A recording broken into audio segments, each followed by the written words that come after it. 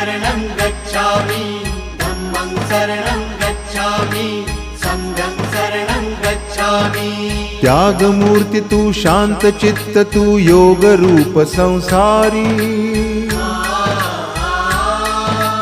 दया प्रेम अन मानवतेचे प्रतीक तुझी ईश्वरी